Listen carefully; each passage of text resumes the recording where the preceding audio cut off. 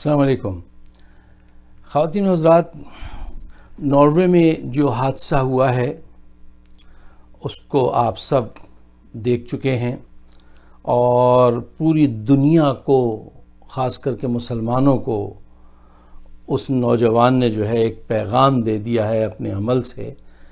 اور اقبال کا وہ شعر یاد آتا ہے کہ ذرا نم ہو تو یہ مٹی بڑی زرخیز ہے ساقی، لیکن جو مسلم دنیا میں بے حسی ہے وہ آپ کے سامنے ہے۔ یورپ میں جو کچھ ہو رہا ہے، یہ جیسے یہاں پہ امریکہ میں 1930s میں اینٹی سیمیٹک تحریک تھی یہ جوز کے خلاف، تو انہوں نے بھی ایسے ہی حالات کو فیس کیا تھا۔ آج مسلمان یورپ میں اس قسم کے حالات کو فیس کر رہا ہے، اور پروپیگنڈا چونکہ اس دور میں بہت زیادہ تیز ہے ان کمپیئر ٹو 1930s، تو وہ everybody is joining the bandwagon. تو وہ جو ہے یہ مسئلہ بڑا گھمبیر ہے۔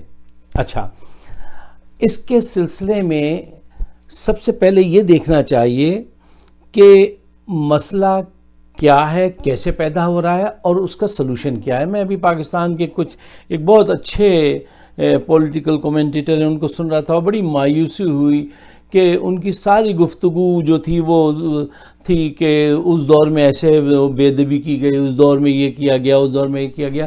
دیکھیے، بات تاریخ کے تھوڑا سا مطالعہ ضرور ہونا چاہیے، ریفرنس بہت ضروری ہے تاریخ کا جاننا، لیکن اس سے بھی زیادہ اہم یہ ہے کہ اس وقت یہ جو مسئلہ موجود ہے یہ کیوں ہے اور اس کا سلوشن کیا ہے۔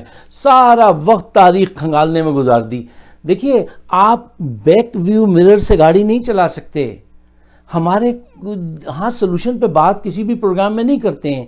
مسئلے کے حل جاننے کے لیے کہ مسئلہ کیا ہے اور اس کا حل کیا ہے، بجائے اس کے ہسٹوریکل بیک گراؤنڈ اتنا لمبا چلا گیا، لیکن یہ نہیں طے ہوا کہ کرنا کیا ہے۔ اچھا دیکھیے، سب سے پہلے تو یہ جانیے کہ یہ ایسا کیوں ہو رہا ہے اور یہ کب تک ہوگا۔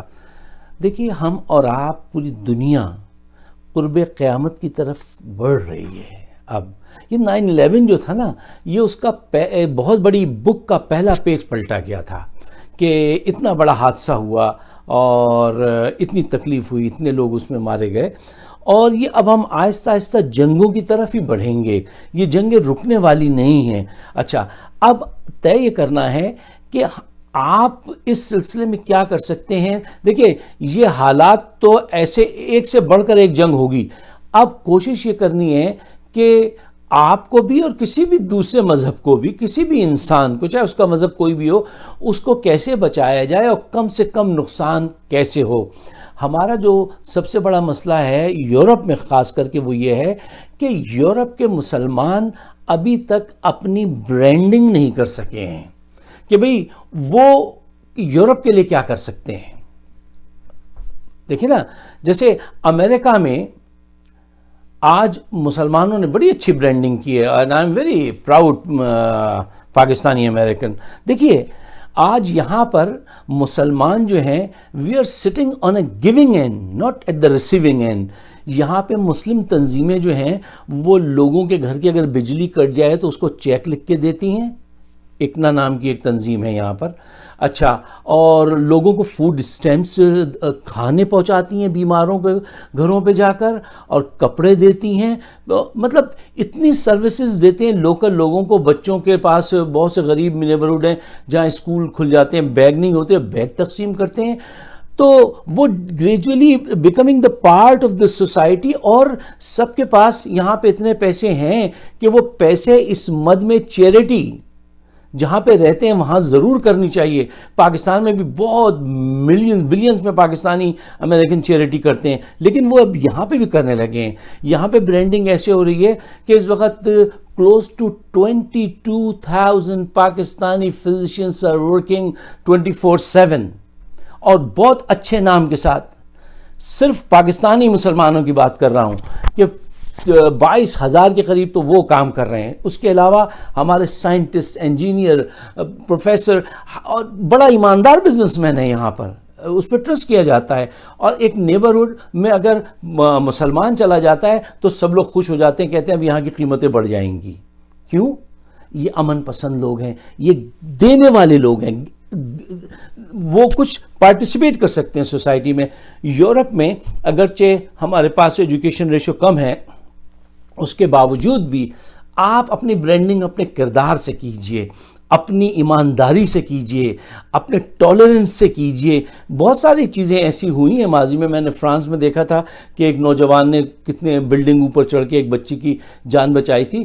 تو ان کو ایکسپلور کریں اور اپنا کردار جو ہے وہ ایسا پیدا کریں کہ آپ اپنی ایک اچھی پہچان وہاں پہ پیدا ضرور کریں۔ دیکھیے، قرآن حکیم کی اگر کوئی بے عزتی کرتا ہے تو ہمارے تو دل پہ صدمہ پہنچے گا، ہمیں تو برا لگے گا۔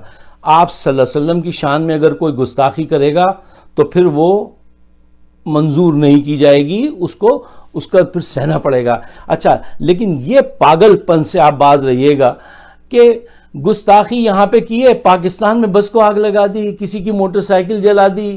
یہ پاگل پن جو ہے نا، اس سے اپنے آپ کو ہولڈ یور ہارسز، ذرا سوچئے کہ آپ کیا کر رہے ہیں اس کے ری ایکشن میں، کہ وہاں ہوا کسی غریب کی آپ نے موٹر سائیکل جلا دی، نہیں۔ اچھا، پاکستان کی طرف سے جو اچھے اقدامات ہوئے کہ ناروے کے سفیر کو بلایا اور ان سے کہا کہ بھائی یہ کیا تمہارے ملک میں ہو رہا ہے، کہ کیوں بدماشی کر رہے ہو تم لوگ۔